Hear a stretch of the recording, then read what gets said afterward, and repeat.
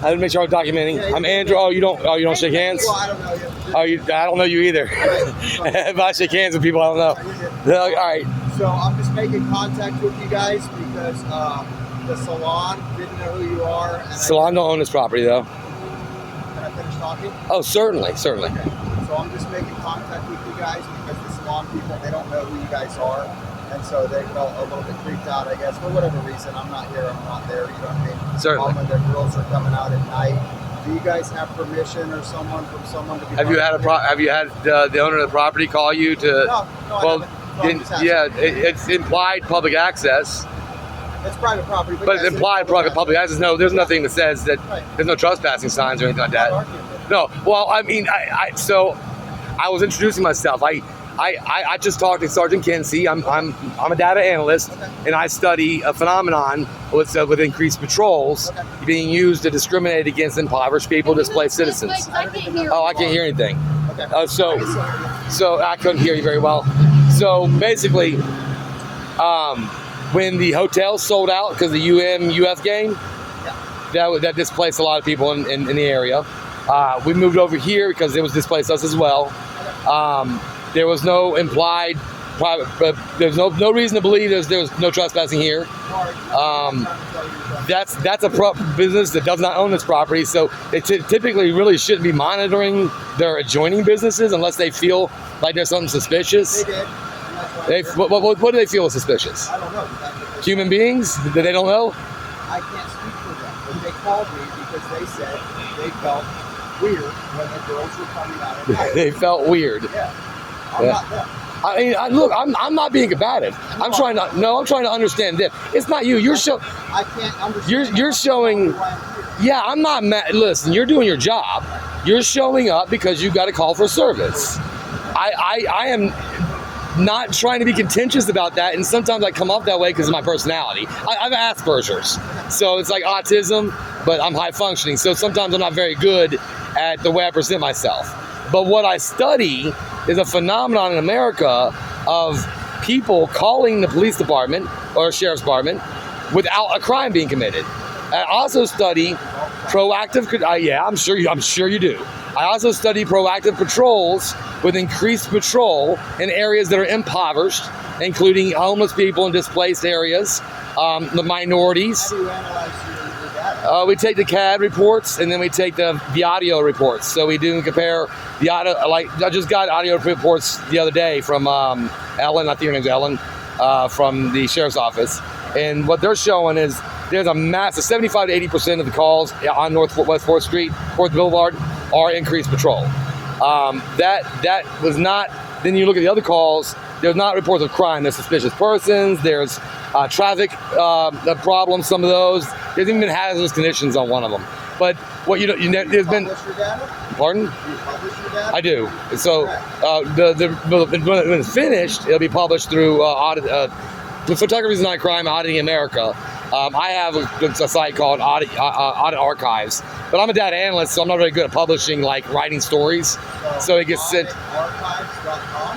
It was. I shut down the website. You'll see it on Gainesville Word of Mouth on Facebook. The major one with 72,000 members. Okay, well, there's a major group in Gainesville called Gainesville Word of Mouth, and that's where I will publish the data as it comes in. But the stories are not written by me. I send it out to another. I write about it. Okay.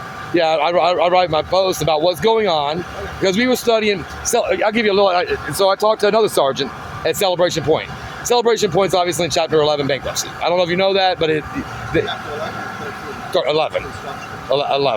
Yeah, they're 11. And they sold most of. Go ahead. They sold most of the private parcels, and they basically put the 23 acres that were the parking garages and the roadways into Chapter 11, meaning that the court took over as private parcel. Court took over as the temporary owner until it's dealt with. I went and talked to Viking Construction, find out if they, Madeline there told me all about what was going on, and then I started seeing patrolling. So I want to know why you're patrolling private property. So I pull in to find out there's a detail, contractual relationship, who's paying for that? Taxpayers, or is it private property paying for it? And then when I find out there wasn't a contractual relationship, then I talked to PIO Kinsey, and he explained to me how there's assets there, and there's the population there. Yeah, it's still county, but private property. Right, but we go like You patrol businesses, as long as it's not increased, as long as it's being fair, as long as equal protections under the law. So as long as it's being fair, and we had a great conversation. It wasn't Kinsey I talked to that night. It was his brother's a cop too, Sergeant. Awesome guy. His clean cut guy. New. I could tell you. Okay, well, Yeah. I mean, you guys see, whatever, like I said, it is what it is. You guys don't seem suspicious. No. In my opinion. They don't know us, yeah. The only thing that I will say that I can almost guarantee that you are in violation of, so I would check on it, Yeah. is the noise ordinance.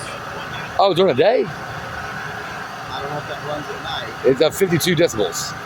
Well, either way, if it's audibly clear, 50 feet Yeah. from basically I can that, tell you on the other side of the parking lot.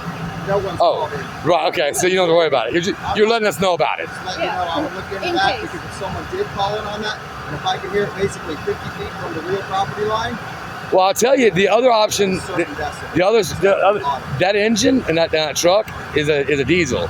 It's louder than a generator, but Right. I would imagine the noise ordinance doesn't cover my truck's engine.